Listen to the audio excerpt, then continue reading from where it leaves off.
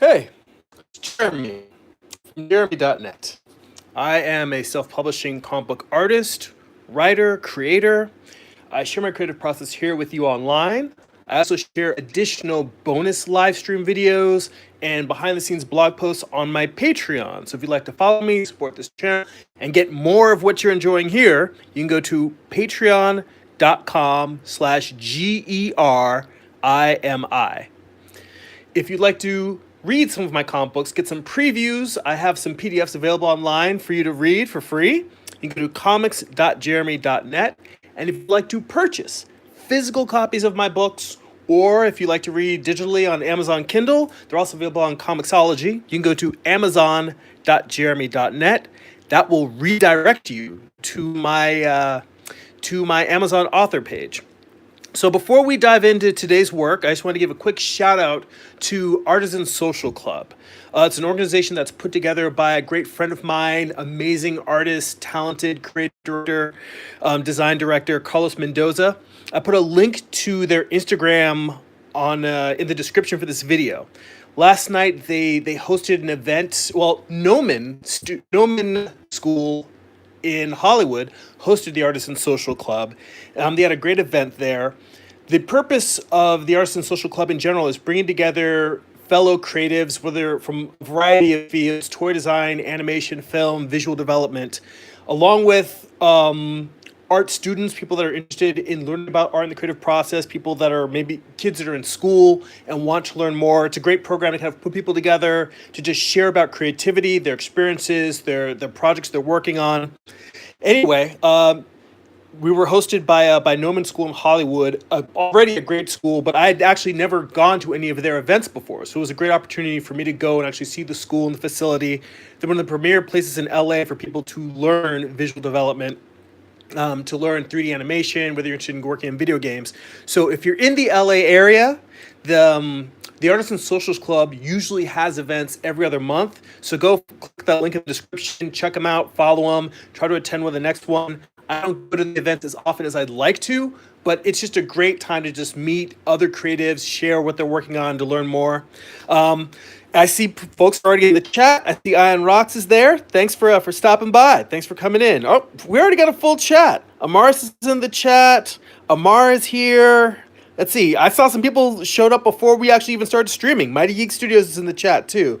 Ah, you guys are talking about learning Procreate, just drawing, breaking in new tools. That's great. I'm happy to hear it. I mean, that's actually kind of cool. I show up at the chat. You guys are already interacting and hanging out. That's awesome. Well, I've got some good news and some greater news. The good news is, yay, I have finished thumbnailing the final issue of Morningstar. It's a 40-page issue. It's a beast. It's going to take me a long time to get through the drawing and inking it too.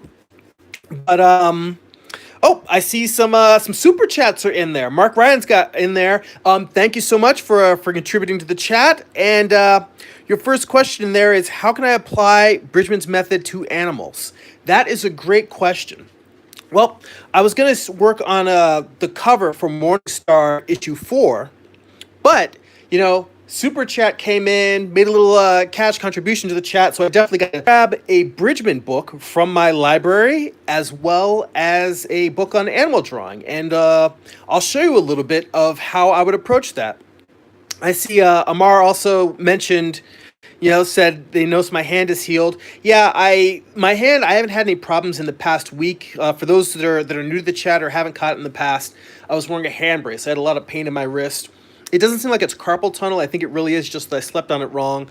So what I do now is I wear the brace when I sleep at night, and then I just wear it usually when I drive to and from work. So if I have it on for like 2 hours during the day, and then wearing it, that seems to be helping with the problem.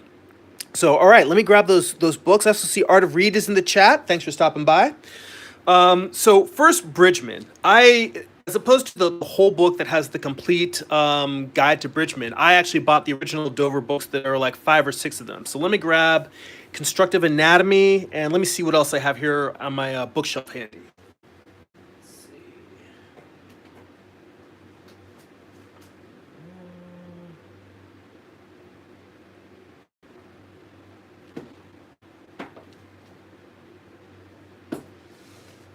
Okay, and somebody last week, I forget who, mentioned that I should set up an Amazon affiliate account, and I don't have one set up yet, but I'm gonna get on that like after we're done with the video today, because with as many book recommendations as I do, I really should be putting those in the links so that can also help support the channel.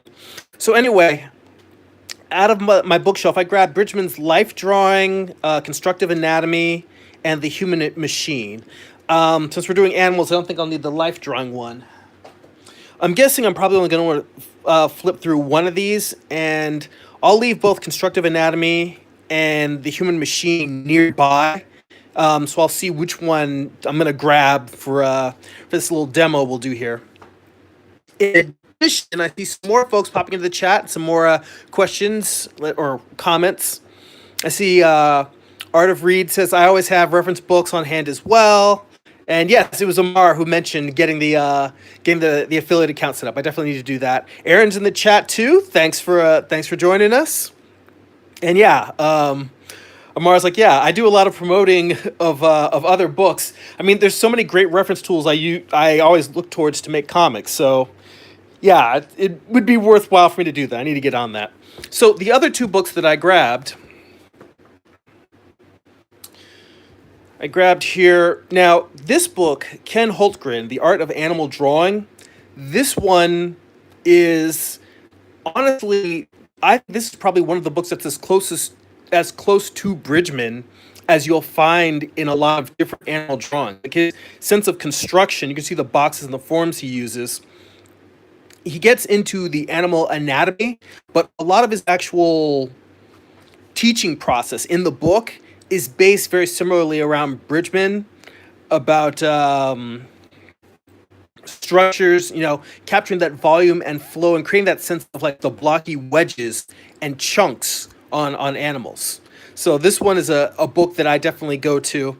And the other book I've got here, The Weatherly Guide to Drawing Animals. This one, as well, is a great book. I haven't spent as much time with this book as I have with the Hultgren book, only because I've had it longer. But the figure drawing instructor I studied with, Gnass, I had made it a point to ask him, because I've been studying with him for many years now.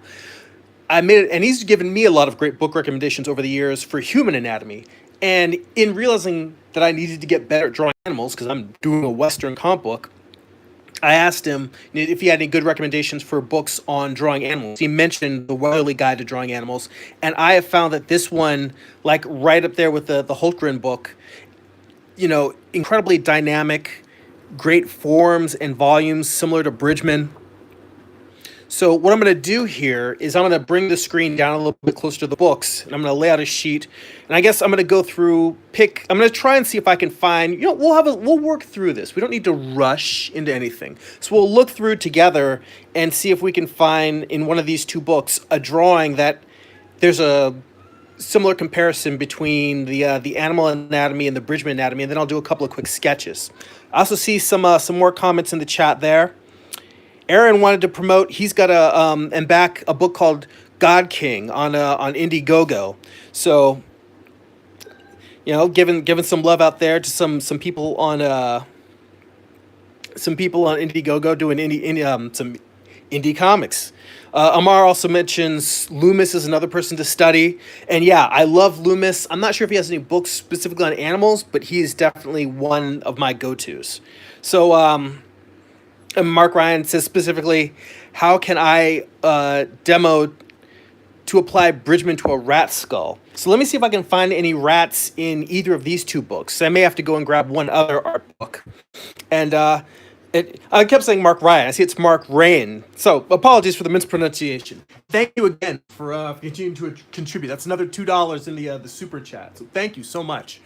All right, let's get down here and let's see if there's any rats or rodents in this book. Let's see. This has fox, cows.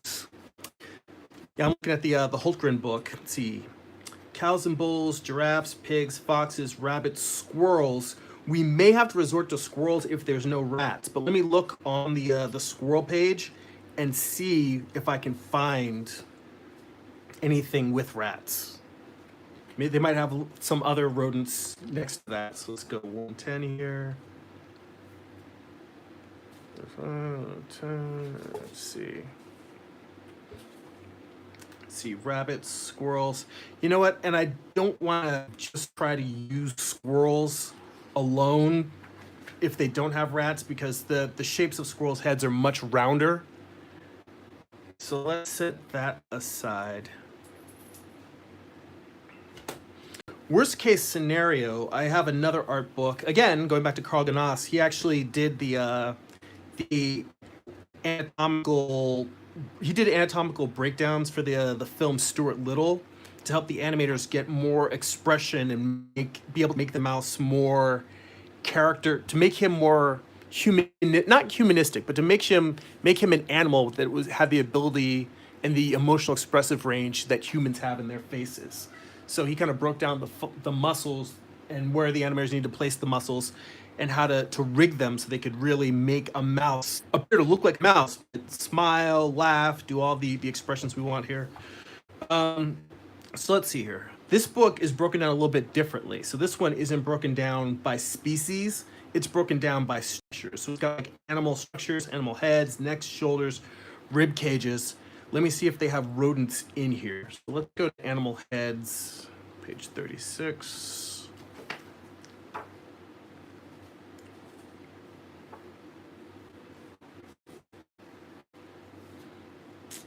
All right, so I don't see anything specifically in here on rodents. So you know what we're gonna do? We're gonna improvise. Go with Bridgman. I'm gonna keep the Weatherly Guide open because it does have a little bit on animal head construction. I think that given how similar this book is to Bridgman's approach for construction, this is probably a better reference for you than Bridgman books, but I'll keep a Bridgman guide out, and I'm gonna grab another reference book that I have that's just animals. Let's see here. A lot of books out here on the table. Before I grab those books, let me just take a quick look at the chat, make sure I'm not missing too much. I can tell you guys are super lively, so I want to try not to miss anything. Let's see. Amar says he'll pick up the good book. Amar says I would use Pinterest for finding rats reference, then use PureRef for consolidating them into one page, and that would use his method to draw the rat skull. I've never heard of PureRef before. Thanks for sharing that. That sounds like a great tool. And Iron Rock says, why wouldn't you just Google an image of a rat skull? Well, in answer to Iron Rock's question, just looking at an image and then being able to copy it is sort of it's not a site size method, but it's almost like having to make sure you have reference at the exact angle you need, as opposed to, I think the Bridgman approach is understanding the volumes of any form so that you can mentally rotate it in space in your mind so you can draw it from any angle. So I think that's where the whole applying Bridgman's approach to animal drawing comes in. So yeah, I think the closest thing you would get to that is sort of the approach that Amar was saying, in terms of having a large sheet of images of reference and then breaking them all down after that. But let me pull this book on animal reference here.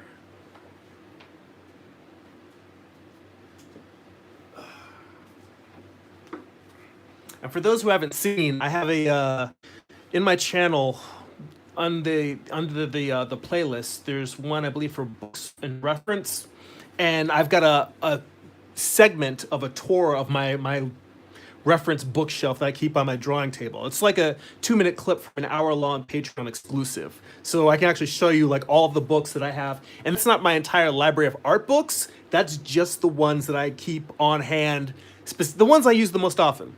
But anyway, again, another reference book. The books from the DK series are just some of the best reference out there. So this one is the Smithsonian Institute Animal, the definitive visual guide to the world's wildlife. I'm slightly distracted because I have a cat playing with a mouse toy underneath my feet right now. I think maybe she heard the thing about rats and was like, well, I want to get in on the action. Anyway, one of our cats, Kachu, is notorious for climbing up underneath my table while I'm trying to draw.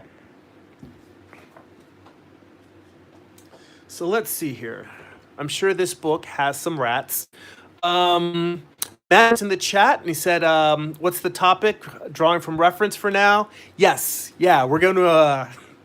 We had a question in the chat. Mark came in and said, asked how we can apply the Bridgman approach of breaking down forms in animals to a rat, specifically a rat skull. So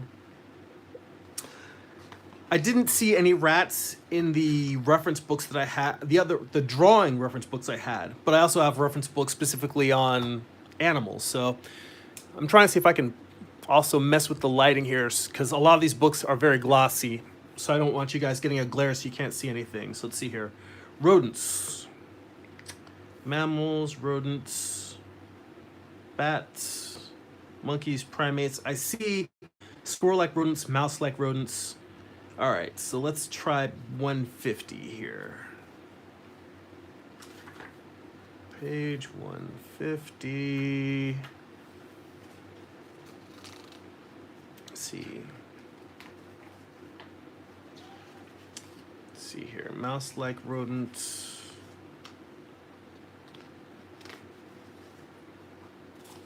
So a house rat.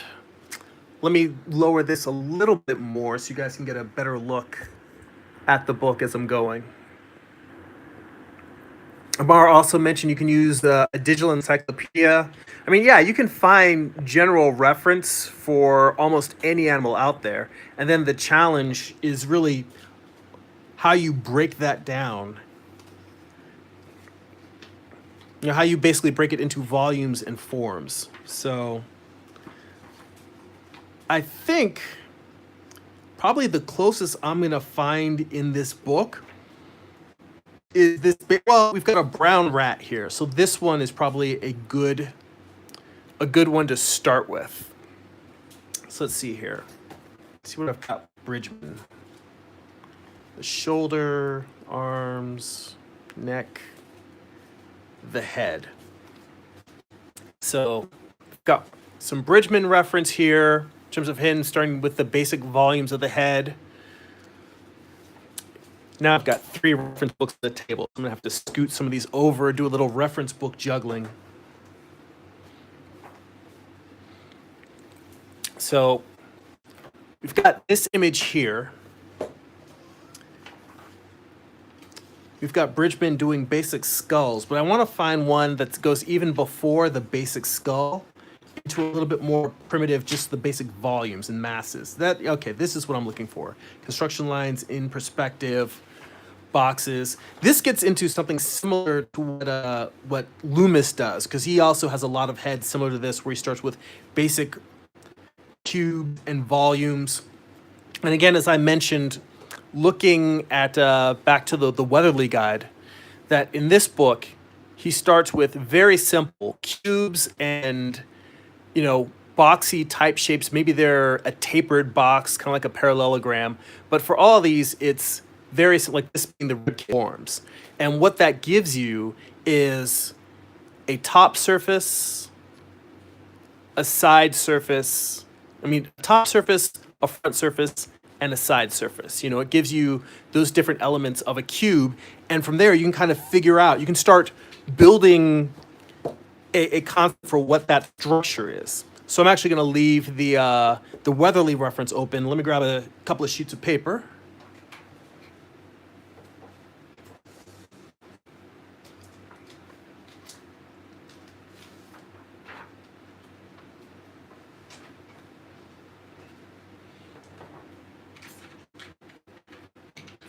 So let's say for this little rat here, we've got the brown rat. And again, when I think of rats, I honestly think of guys that are not as cute as this guy. I think of some big-ass New York City sewer rats, like big, near monstrous-looking creatures. So that's the other handy thing for looking up reference when you're trying to sketch out a concept of anything. It's that rats come in a wide variety of shapes, forms, all sorts of things. And it's good to look at for reference, not just for what you're going to imagine and draw out of your head, but what you want to both combining your reference with your intent. You may want to make a rat that doesn't look like any other rat that exists, but it's nice to use upon it to make things that are more imaginative. So just scrolling back up to the chat real quick. Normally I like to have my iPad open at the front, but I've got my iPad at the side. Let's see here. And Amar said if you draw digitally, at least you will have two monitors. But if you draw digitally, you'll at least have two monitors. But with traditional, you need a decent sized desk. And this is a pretty large desk. It's like a nice full size drawing table. These just happen to be pretty big art books. So let's see there. It's like, yeah, now I've got to find some room to draw. Yeah, there's definitely advantages in working digitally in terms of having being able to set everything up on multiple windows. But so I digress. I'm getting too much off on a tangent here. So starting just with this simple rat, if we're looking at, say, his skull, the simple shape there, like if you started with just a box, at this angle we have, the simple box to contain his head, he's looking slightly up.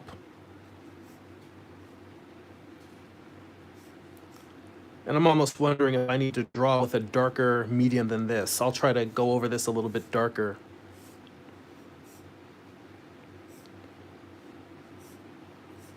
So I've got just a simple cube. And the idea of this is almost as if imagine if you were sculpting this mouse out of clay or foam or wax or whatever. This is like, say, the block that you're starting with. And if you were holding it up in the position of this, the mouse, you're looking at a mostly profile. You can see the front of his face, but his face is mostly turned away, and he's turned up, so you're kind of seeing the underside. Now, if you look, what you want to start doing then is dividing the major masses into smaller masses, and then do the same thing with those smaller masses. So to relate it back to Bridgman, when you look at how he draws the form, like this is a great example. Before even getting into too much of details, there's no mouth on this, there's no eyes. He starts with just the next major features in terms of the opening for the eye sockets, and then the nose being a protrusion that comes out of the facial plane is another thing that has to be addressed in terms of the major structures. But before he's even getting into details, he's starting with just those basic forms. So before I get into drawing any details, I would look at what's the next major division. And really, if you look at it, it's the muzzle. So there's a whole larger mass of the skull, much like if you look at, this is going to be reference central, super reference episode.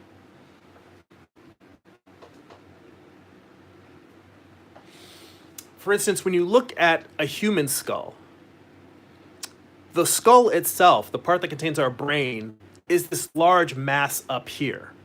And the muzzle starts down here. So the muzzle is still pole structure that includes the eye socket, and the cheekbones, and the upper part of the mouth. That unto itself is like one big mass. And yes, the jaw is a separate piece.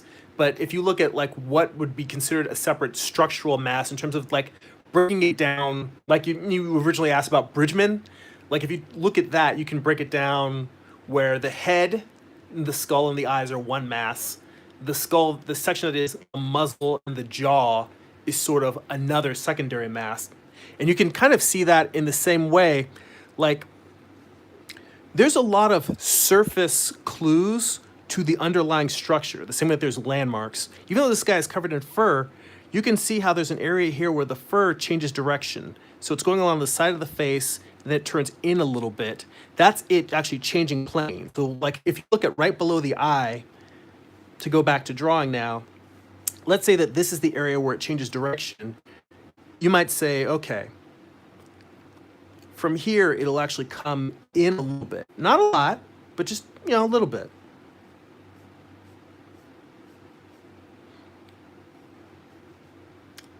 And that structure actually goes.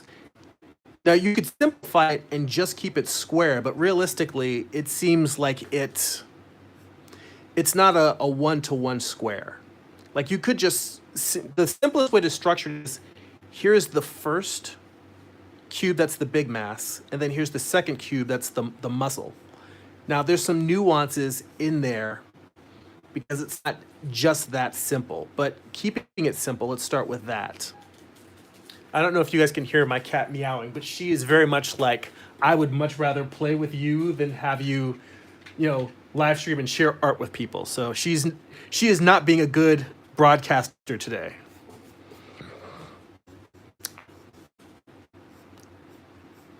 So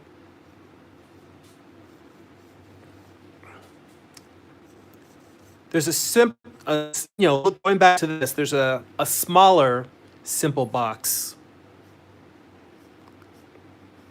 that makes up the next portion of the head. Now, probably the next biggest feature really are the ears, and the ears are sticking out from the surface. So what I would probably do is, going back to that carving metaphor, like perhaps making a bit of a cut into those cubes for where the ears are going to protrude from, and just a very simple rounded form.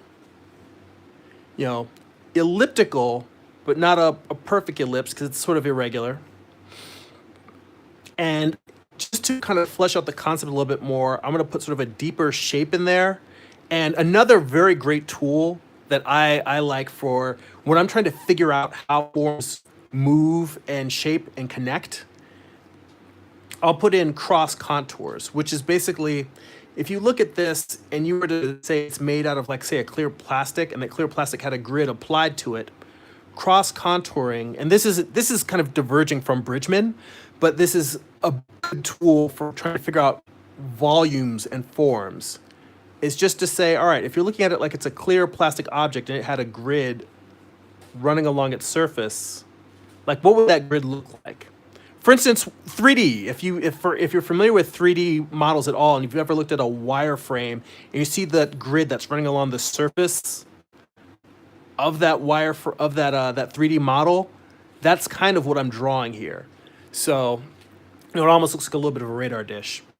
And I realize now that I've connected this up here that you can see that the slope between the muzzle and the upper part of the skull, I drew just a drop off here, and that's not really how it goes. And this is another part of working out volumes and masses, is you start sketching things in, and then I always tell people, don't freak out about doing things wrong, just keep an eye out and try to correct them as you go.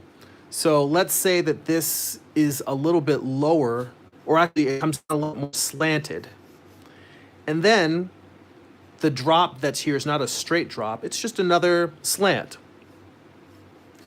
Notice that the shift happens after the eyes, so I might actually let this come out a little bit further.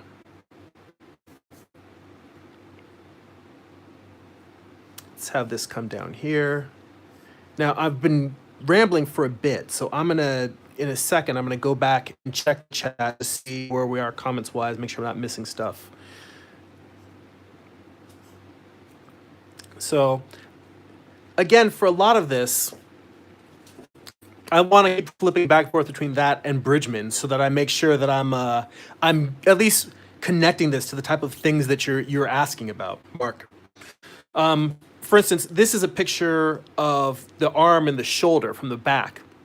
But what Bridgman does in these mass, he shows you this is the side surface of this mass and how it turns. And he's also showing you that here's the top part of this surface.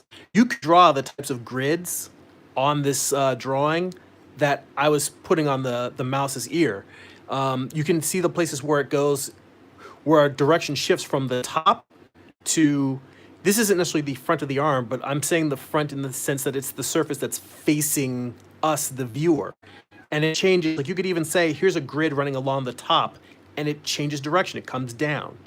And that's sort of what I try to work through when I'm making sketches like these. So let's take a look in the chat real quick. And Mark says, I live in New York. I learned rat anatomy. I can go to the park and draw rats from life. Like, damn, those New York City rats. They are. I didn't grow up in New York, but I was born in Long Island.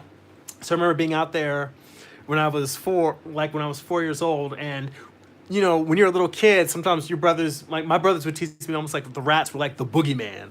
You know, you don't let the rats get you because they'll drag you down into the sewers. So let's see what else we got here.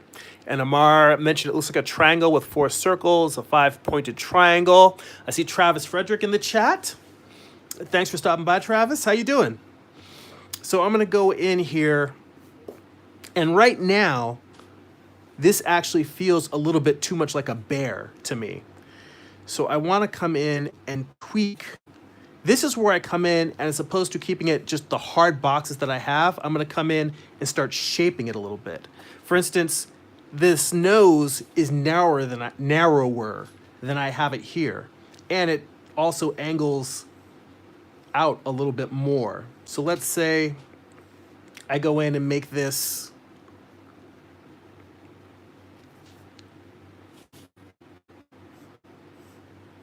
a little bit narrower. Bring his mouth up a little bit. And this is just going through and making adjustments based on the reference I'm looking at and what I want to communicate structurally. So from here, the main thing I'm trying to do is find a good position for the nose. So let's say I can look in comparison, making relationships. Let me see if I can bring this down just a little bit more, just so you'll have more of the book to look at. And I'll scoot the camera to the side so that my drawing isn't going quite off the page. And let me angle the lights off of that. Actually, for both of these, even the drawing table, there's a lot of graphite on there. So what I'm trying to do, I just realized I'm sitting here drawing, and I realized I'm balancing the skull in my lap. Try not to drop it. Let me just put that out of the way. So this is feeling more like a bear than it is like a mouse. So what I'm going to do is come in here and sort of spherically try and unite these shapes a little bit more. So I've already got that boxy part down. Let's say that the eye socket, the thing I was going to say is, if you look at the place where this break in the nose is, this is almost like right here is the bridge of the nose that we have in humans. You know, the skull is coming across and then it subtly drops. It's much more subtle on a rat, but it drops down a little bit before the nose continues out. And if you look at the space where that break is, and then you look at the space of the eye socket and the space of the ear, it's almost like you can divide the skull almost into thirds. You've got the section with the ear, a space that's the skull, and then you've got the eye socket here in the front. So I'm just gonna very lightly round that in. But then I'm gonna kind of come in here and try to add a little bit more of descriptive volumes of, you know, here's the top surface. And the interesting thing with the rat is that it doesn't fully go from top to side. It's almost like you get a turning of the surface. And Travis says, Jeremy, coming out of your comfort zone. You know, it's funny because I don't normally teach animal drawing. And animal drawing is one of the things that I myself feel like I need to work at and improve. But once you understand the fundamentals of volume and structure, you can apply that to, it's not necessarily that I know rat anatomy. I can take what I know about volumes and proportions and structures and human anatomy, looking at this picture of the rat, and then do an analysis to break it down. So I'm still trying to mess with this light here. I just feel like the graphite is so reflective. It's one of the reasons why usually when I'm doing figure drawing, I'm drawing in charcoal. Like this on newsprint, there wouldn't really be much glare. You guys let me know if the glare is bothering you. If it is, I'll keep messing with the light. Otherwise, we will just carry on. But anyway, I think another reason why this rat is feeling more like a bear is because I need to make it feel a little bit more pointy. Like, get that sense that there is an underside here.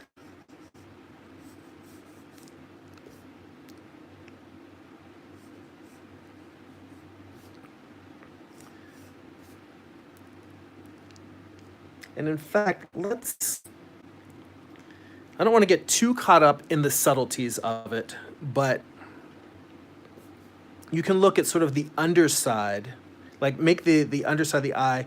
You know, the eye is recessed a bit, and it's got that puffiness. It's not even the puffiness of the cheeks, but the outside, the orbit around the eye socket. Much like humans, we have muscles above and below our eyes that squint, and you can kind of like slightly round this in.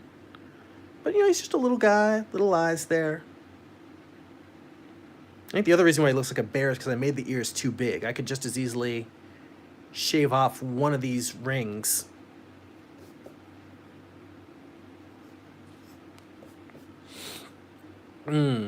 Travis mentions in the chat, I came out of my comfort zone by drawing the Big Ben clock. Yeah, definitely moving to landmarks and structural environmental objects is another skill set that is challenging, but as well, it can help you. You can take the things that you know about figure drawing and apply those to breaking down structures and volumes of other things. Buildings and landmarks and environments have a anatomy almost in the way that humans do. They objects have to relate to each other in proportion. They have volume. They have lighting. Even they even have anatomy in the sense of like you may look at a building and be like, well, it's got windows instead of eyes. It's got a door instead of a mouth. You can anthropomorphize physical objects and environments just as much as you can in animal, you know, or relating to humans. She's got a small little mouth in there. And at this point, it's not necessarily that I'm trying to draw a portrait of the rat. I'm just trying to understand what are the volumes, what are the masses. So he's got his little mouth, his little jaw that's underneath here. We're still looking at the undersides. Now, if I were to put cross contours on here, you could also say it goes rounding up and then sharply turns over. Now, his cheeks encompass the area underneath the eye, but also a large part of the side. So it's almost like his cheeks are cutting into this shape. And again, coming out of the cross contours, the cheek is facing upwards at the start and then curves down around the side.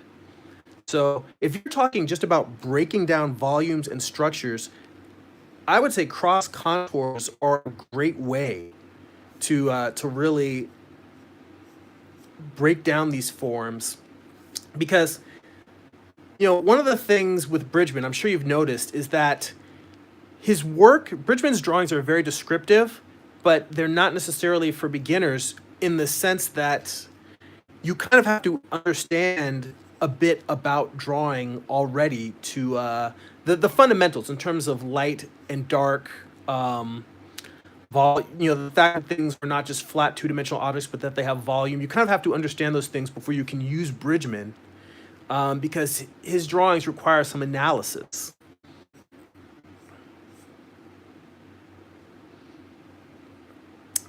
Now again, coming out of the cheeks, even though the cheeks round underneath the eye, the structure of the head, it's like the neck almost flows directly into it. So it's sort of like this muscle that's in here that would be the cheek would sink back into the surface, but coming right out on top of that is the rounding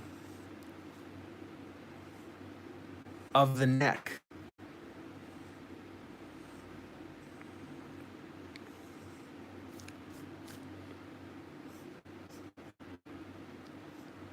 He's just got his small little nose up there.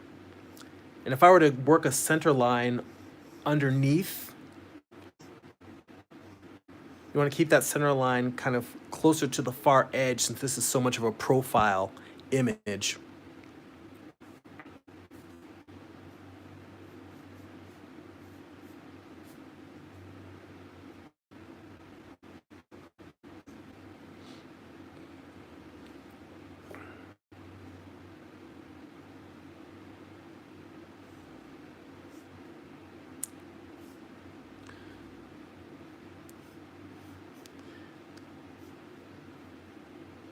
So this is one where this is just me working on the head of the rat. Mark, back to your original question. So that's me sort of getting into breaking down the head itself. And I'm curious whether you wanted specifically the actual skull, like the skeleton, because I could grab my iPad and pull up a picture of a rat skull and go a little bit deeper. But I want to make sure that this captures what you were looking for in terms of answering the questions that you had. Um, and I see the Asian rice cake is in the chat and says, a bit off topic, but I have Carl's book on heads and he worked on Stuart Little. You know what? I mentioned that when I started doing this drawing. And I will actually reach back because Carl's book, his books are one of the ones that I have on my bookshelf next to me. So I'll grab his Stuart Little breakdowns and I'll show those to you real quick. I see a couple more questions in the chat, so let me answer those real quick before I grab that Stuart Little book. Mr. J says, was the drawing grip ever hard for you? I'm used to the writer's grip, so I've been avoiding learning overhand, learning the overhand underhand. And he's just referring to the fact of holding the pencil and drawing like this, as opposed to the way you hold the pencil when you're writing. And yes, it was very hard for me to learn the overhand grip. I mean, I guess well, let's see, would this be underhand? I don't know, I guess this is overhand and then this is underhand. Regardless, the figure drawing grip is what I refer to it as. And it was very difficult for me to learn this. When I first started taking figure drawing classes, I probably spent the first 3 months. And when I say figure drawing classes, I didn't actually sign up for one class. I signed up for a series of classes. Like I just started taking figure drawing classes once a week, probably about a decade ago. So for the first 3 months, I drew with the overhand writing grip. And I had more control because I'm used to drawing that way. But what I discovered is I couldn't really do tone the way that I wanted to. And it's going to be hard for me to show you because this pencil isn't sharpened for figure drawing, so it doesn't have the long tapered where it has more of the lead exposed. You get like a nice soft large tone, because with the figure drawing, the strokes I just made, I can do that in 1 or 2 strokes as opposed to just making a little bit of tone here. But the reason why you want to do the overhand grip is because in order to build up tone overhand, you have to shade. So what you're doing is you're actually going and taking an area and you're filling it in. It's like this, or you're possibly cross hatching. In order to do tone with the side of your pencil, you put it down and you're able to cover a lot more distance quickly. And you're also able to go, what's more important is you can go from a tone to a line just by turning the direction you turn the pencil. So you can make it a line, a tone, and then back to a line. This actually is not describing it clearly. I'm going to grab my figure drawing pencils so I can show you what I mean, because I feel like this is worth taking the time to explain. In addition to that, there's a great video. You know what? I'm going to show you the Carl Gnass book so I can tell you about the video while I'm showing you his book. And then I'll grab my figure drawing stuff. But this is the book here. I'm going to pull the camera back out a little bit since we're not showing so we don't need to be quite on top of the drawing. And by the way, let's see here. I just want to run back up here and through the chat. So Mark said that's what I was looking for. You said thank you, and you're very, very welcome. I'm more than happy to answer any questions anytime you or anybody else in the chat has them. You mentioned I brought real rat skulls from Amazon as well. That's always great to have the real thing there to study from. Like I showed you earlier, the human skull that I have. I have that large human skull. I also have like a tiny little hand-sized skull for when I need reference on the road. I also have a quarter scale skeleton that's like 3 feet tall or like 30 inches tall. You know, it's always good to have that three-dimensional reference that you can turn it around, look at it from different directions. Mr. J says, thank you for talking about the grip. MadFit says it depends on what I'm drawing. I'll use I use the artist grip, but I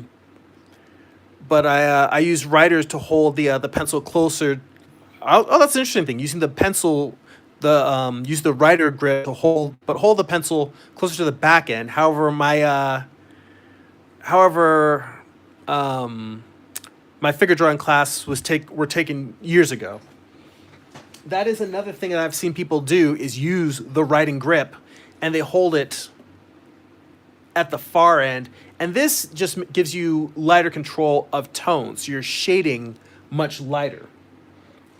So it is another useful thing for me, and I use the figure drawing grip when I'm blocking things in, and then I switch to this grip when I'm putting in details. So this gives you more of the precise control, and it's for when I'm more working in line. Tone is useful for when you're blocking in forms and structures. So let me show you let me pull this up a little bit. And I'm going to take some of these books off of my desk just because it's getting a little crazy up here. I've got a Bridgman book. I've got the DK Animal book. I've got the Weatherly book. Oh, Amar, you were right. I should have set up that Amazon affiliate link last week. Never let it be said I can't admit when I'm wrong. Of course, it's not like I didn't want to do it. It's just one of those things where I didn't end up having the time to do it that I thought I would. But anyway, Carl Gnass, figure drawing instructor, great instructor in LA. I've been studying with him for many, many years now. And the Stuart Little thing that he mentioned, is it in this one? Or is it in he has another book on heads. You know what? I just realized. The book that we're referencing is a book on heads, hands, and feet. Well, it's on drawing heads, but right now I'm actually taking Carl's heads, hands, and feet class, so I don't have that book on my bookshelf because it's in my car because I take it with me to class. So I'm sure you can probably, if you just Google Stuart Little and then Carl Gnass, and Gnass. If you just Google that, you can probably see some images of it online. But what I was going to tell you in terms of, and I apologize for not having the book here to actually show you the head sketches. But what I can tell you is when we're done with the live stream, you should head over to his YouTube channel and watch the video he has on sharpening his pencil. And I'll show you why it's important, but he actually walks you through the process of sharpening. He covers a little bit of what I'm going to show you here, but just this one thing is an answer to the question of using the overhand grip versus using the writer's grip versus the artist's grip.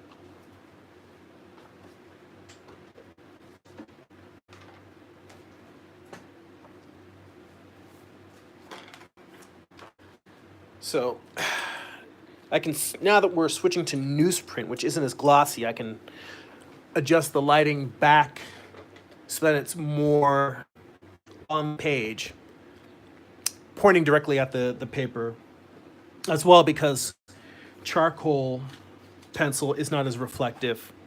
So go down here, find a fresh sheet.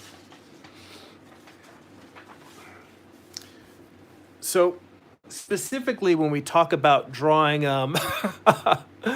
Mark says sharpening charcoal pencils are the worst. You know, I have found that it just takes a little bit of practice. And again, the video on sharpening pencils that Carl Gnass has shows the least painful way to do it.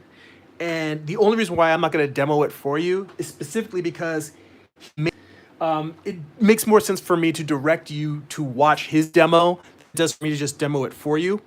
But I wanted to show you the relative reason why I think it's very important to be able to switch between artist grip and writer's grip. So let's bring this down a little bit more. Now, with the writer's grip, let's say that you're going to draw, I don't know, a cube. You're working in line. Whoops.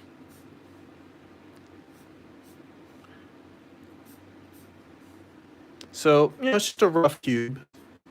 It's too long in the back, but you know what? That's okay. And then let's say you wanted to define the top and the bottom. You mentioned using the writer's grip and holding it from a distance, but whether you're holding it from a distance or not, let's just say that you shade in one side facing away from the light. Then another side, let's say this is a little bit lighter. And then you just leave the top light. Now, it's a very simple tone cube. There's nothing wrong with this. You can use this as your building blocks you can make them elongated shapes. You can build an entire figure, a torso, heads, arms out of cubes, cylinders, and spheres. The reason why working in tone is important is because, just being able to draw, shading these in gives this more of a sense of volume as opposed to if it was just open line. One of the things when you're trying to draw life drawing from the human figure is really thinking in terms of what is a line when you think about it. A line, all it is a surface, except you're looking at the edge of this line that's right here is just a concept. And what I mean by that is if you were looking at a cube in real life, there wouldn't be a darker area here. There would just be an area where this surface ends and you see the top surface. So that area, it wouldn't even really be a line. It would just be a changing from a darker tone to no tone at all. And this also wouldn't be a line. This would just match however dark this side of this surface is. So it's thinking much more painterly, where you're not thinking about edges in terms of hard lines, but let's say that you were to draw the same cube, but you were going to draw it with tone.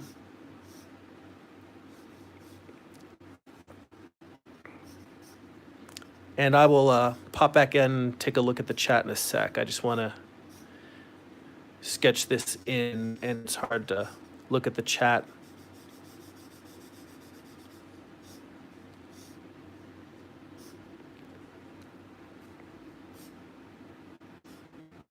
So this one being a lighter surface, I can darken in this area between the two a little bit more.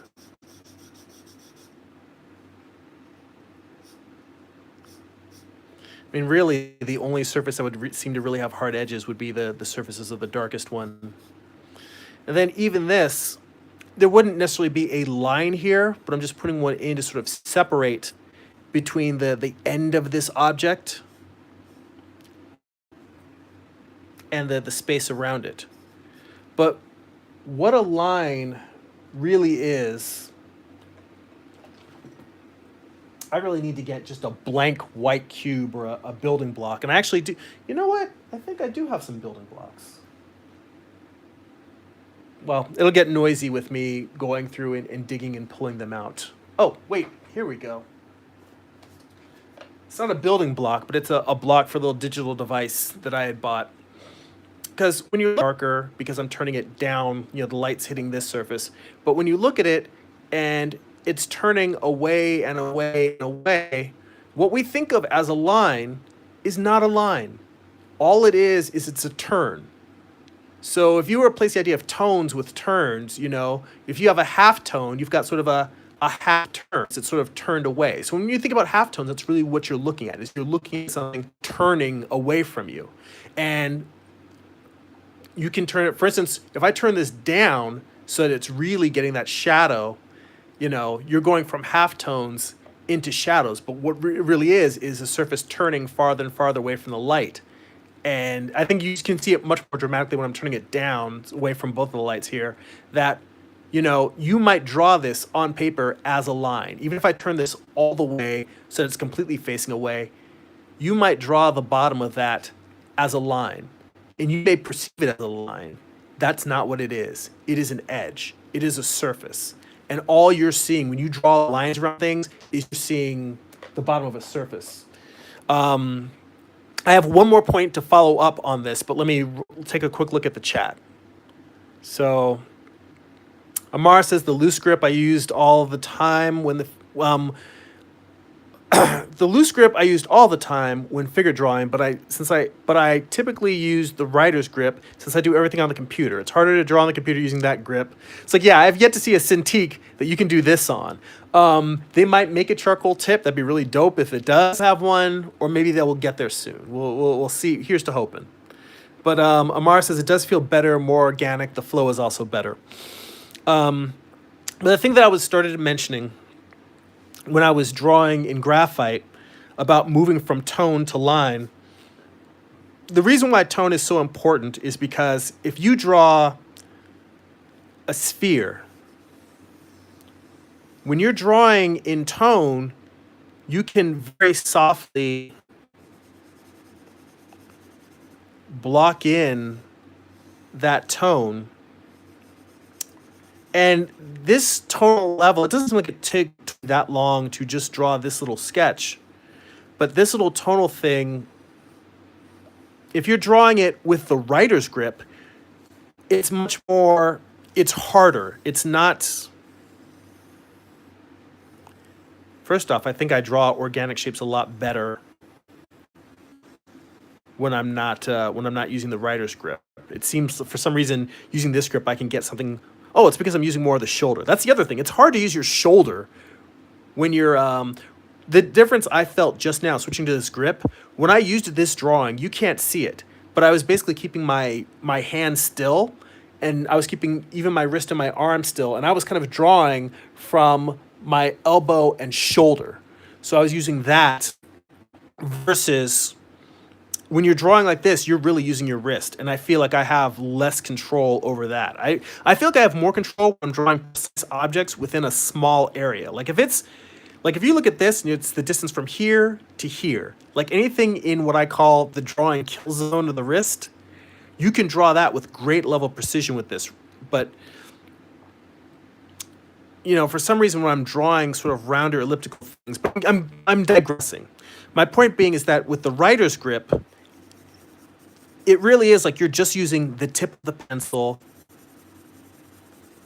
and you can create soft tones, but you kind of have to get a tone this soft, you have to come in and make a few passes, refine it, maybe do, see, even that automatically, as soon as I started wanting to tone, my hand, I've been doing it for enough years that my hand is trained to want to switch to the artist grip whenever I'm doing tone. But the difference is that, one, you can get subtler tones quicker, and you can just make that difference. Like, let's say you want a core shadow in there to separate that between the halftone and the reflected light.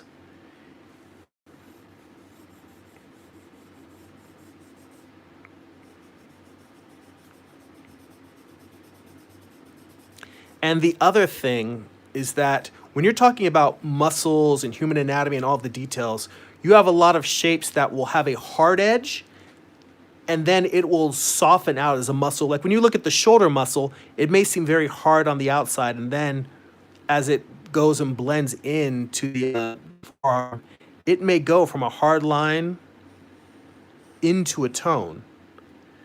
And throughout the human body, there's areas, when you're getting into actual detailed anatomy and you're describing the volumes, you'll have areas where objects go from forms, not objects, forms, volumes, muscles. You'll have things that go from tone, hard line, and then back to tone, as well as you'll have things that are hard lined, and then we'll go to a soft tone, and then back to a hard line. And you cannot do that with the writer's grip. You can't. There's physically no way to do it. Every time that you're into tone, you'll go from hard line to shading. You can see how, first off, this is much scratchier than that simple tone. But even that, you would still need to go in, do a lot more lines, and then go back to that. And you also have to pay more attention to the transition in here and clean it up. Whereas you can do things a lot simpler and more directly with that artist grip. And in answer to, I had started answering, it was very difficult for me to learn this grip. When I committed to taking figure drawing, and I said, this is something I'm going to do for the rest of my life. I'm going to go every week, go to a workshop, get in front of the model and study. When I made that commitment, I said, all right, if I'm not comfortable with the tools, I need to get comfortable with the tools. I still have some graphite pencils that I was using, some Sanford, these are Sanford design drawing pencils. And this one, it's a 2H, which is way harder than I use for figure drawing. But I was using graphite pencils, and I was drawing with 4Bs and 6Bs. They were much darker. And I did sharpen them the same way you sharpen charcoal pencils. But even that, the lead is thinner, so you don't get a nice thick shape to them. But I decided, let me try using charcoal pencils because other people in class are using them, and my instructor was drawing with big sticks of charcoal. And I found that I could make these types of marks. The only way you could make the type of marks that you needed for figure drawing, in terms of describing a volume, like let's just say you do a torso. Let's say that you've got a simple torso, and you've got your rib cage and your pelvis. You want to give a center line to kind of connect the two.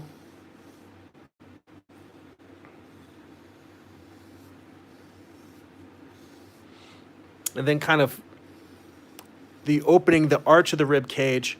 Once you do this part, you can really, just that simple, like do it, just like drawing a sphere, you can very simply tone one side of the rib cage, tone one side of the figure. You can create sort of a volume for where the external obliques connect to the pelvis. And I'm not going to draw the thighs in there. So what I'm going to do, I'm going to draw sort of the cavity where the thighs would be. But for all of this, you can come in here and you can tone these things. They aren't just hard separations. You can basically describe how the figure is both a whole, like one solid piece with this consistent tone that's running down one side. But at the same time, you can also go to darker areas just to accent the fact that there is a separation between the rib cage and the pelvis. There is an abdominal area that's got the tones where the ab muscles are. There is that undertone of the tone of the pecs, some of the most prominent muscles on the body, the pecs on the surface of the rib cage. And tone gives you a greater ability to describe that. You can describe these things in line, but tone just allows you to make it feel a little bit more sculptural. And when I say sculptural, I'm talking about, like, let me see, where's the artist I have? Bernini.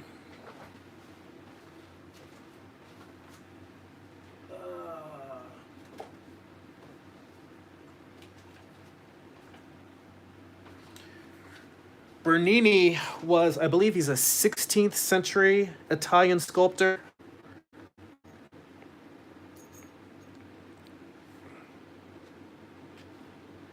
Or 17th century, 1640s. But anyway, he's a guy who came after Michelangelo. And if you look at his work, it's sort of like there would be no Bernini without Michelangelo. But when you look at photos of his sculptures and the way that he turns form, it's like what he did was built on how clearly Michelangelo described forms and volumes, and he literally carved them out, both in his physical sculptures and his drawings. And you can't describe the subtleties that are in this kinds of turns of form and volume and structure. You can't describe those subtleties with the writer's grip without a large amount of shading. I am not saying you cannot do it in line. You can do it in line, but you can use line to describe the overall major forms, and you can use them to describe things like the curls of the hair. But these things like these subtle turns of the cheekbones, the flaring of the nostrils, the mouth having the tightening of the lip, underneath him and kind of like biting his lip a little bit. Those are subtleties that don't come just from line. Those come from tone. And if you're using the writer's grip, you have to build up tone. Where if you're using the artist grip, you can just draw tone. It can be dark tones. It can be so light you can barely see them. It can be broad areas of tone. And that's, a very long description to get into how important I think the artist grip is. And it took me a long time to adjust. It took me probably a year of practicing it before I really felt comfortable with it. And then another year beyond that, where I was just trying to gain the same level of control with the artist grip that I have with the writer's grip. And even now, I'll be in figure drawing class, and when I'm drawing an eye or a nose or something that has a lot of detail, I will be drawing it. I'm like, oh, this is a tiny little area that I'm getting into, and I will switch back and get in there and, draw that lower lid and that upper lid and, thicken up that eyelash, pupil in there, tiny little eye. But I'm really starting to sound like Bob Ross there. It's frightening. But yeah, I will switch back and forth. But having the control to be able to do both has changed my drawing skills dramatically. And even again, when I was working last night, when I went to that Artisan event that I mentioned at the top of the show, I was working on my roughing in the cover for the final issue of Morningstar. When I was roughing it in, I was using red pencil, and I was drawing with the artist grip, because that's how I start. I start by sort of like carving vaguely out of, out of vague shapes. Like I was carving it out of stone, and just slowly started getting in with building up the masses and the details. So we're a little bit over an hour here. Let me just run through, make sure I caught anything else that's in the chat, and then we will call it a day. So let's see. I see Mark asked a little while ago, and I'm sorry it took me so long to get back to it. But he said, do you think the Blackwing pencils are a good substitute for drawing in tone over charcoal? I have used a Blackwing pencil. I've only used one. A friend gave it to me. They're very, very nice pencils.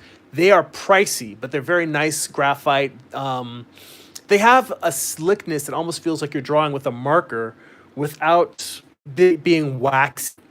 So they're very nice. I don't know if I would really say that it's more of a replacement for drawing in tone, and I haven't tried drawing them over charcoal in terms of.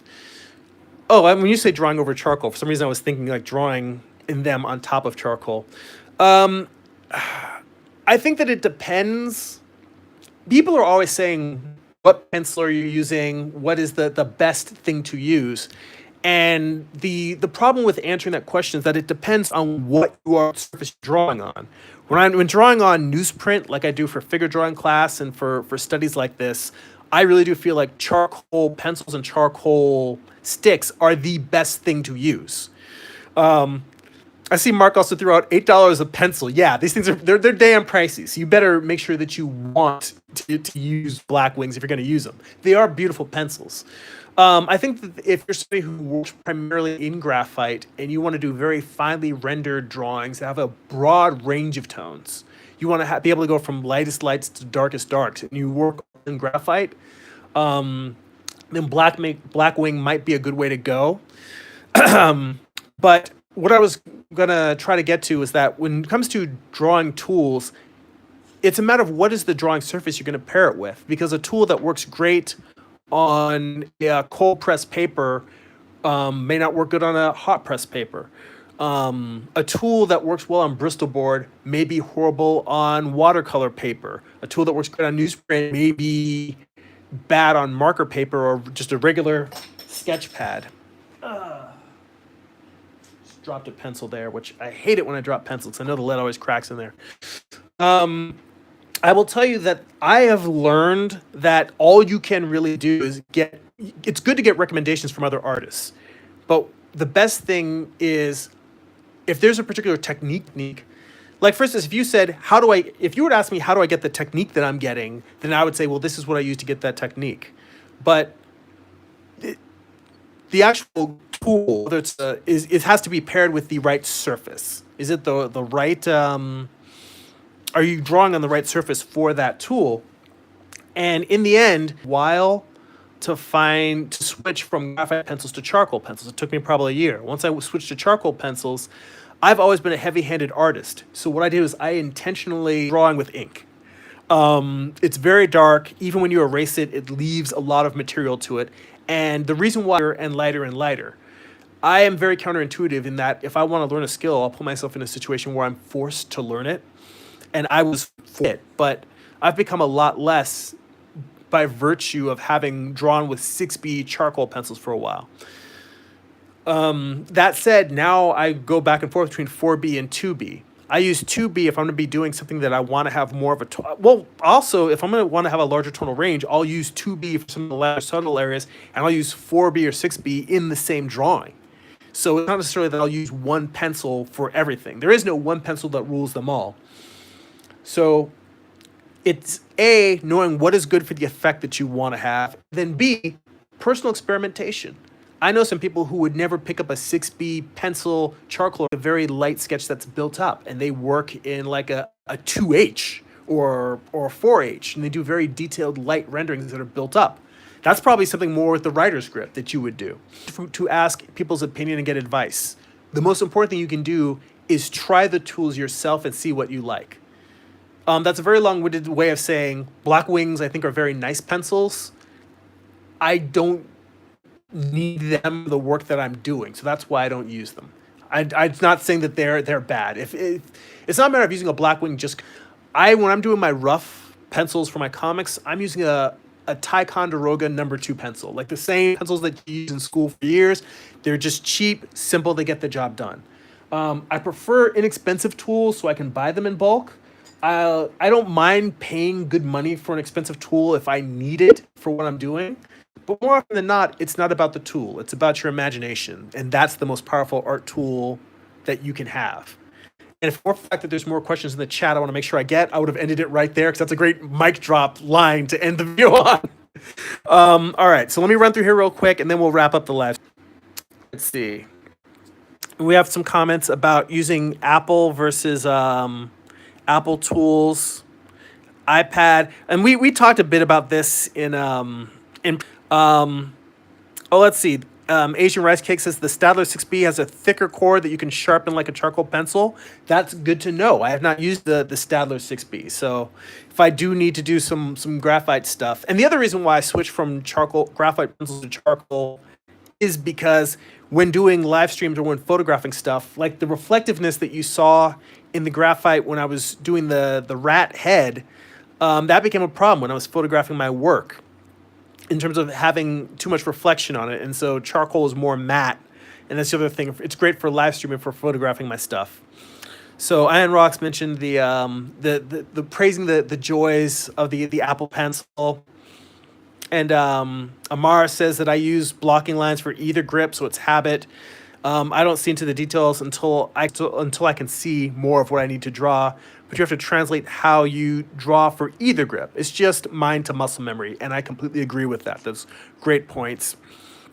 And yeah, he says also, yeah, it's all perspective, but it slides too much on the iPad. Talking about the Apple Pencil, and Apple also likes to ad hoc everything for the money grab. And it's like, yes, we're getting to the politics of technology and art tools and planned obsolescence. And I mean, I'm a regular Mac user, but I definitely can see the costs with being locked into an ecosystem. I get that.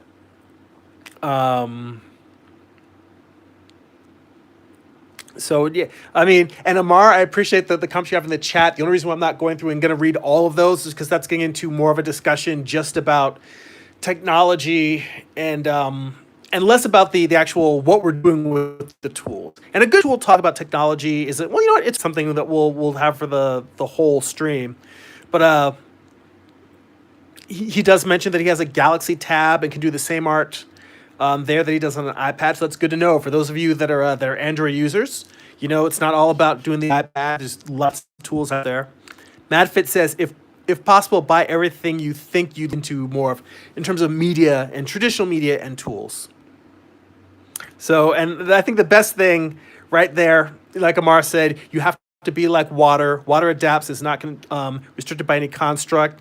He said, well, Mark says Android is king. You know what? Hey, fortunately, I think we've got a root. I like to say that I am platform agnostic. I have the platform that I use, but I have no hate for it for any of the other platforms. So guys, this has been a great, lively chat. Thank you so much for joining. Thank you for all the great questions. Mark, again, thank you for the super chat, for contributing. And I'm glad that I was able to answer your question. Again, for those that want to get additional bonus live streams and get more of what you saw here, you go to patreon.com/GERIMI. If you'd like to preview some of the comics, you can go to comics.jeremy.net. And again, buying physical books or Kindle. And I'm not sure if you can get Comixology directly through Amazon, even though Amazon owns Comixology. But again, amazon.jeremy.net to buy physical copies, Kindle copies, and digital. So guys, thank you all for joining me. That's it for now. Go be creative.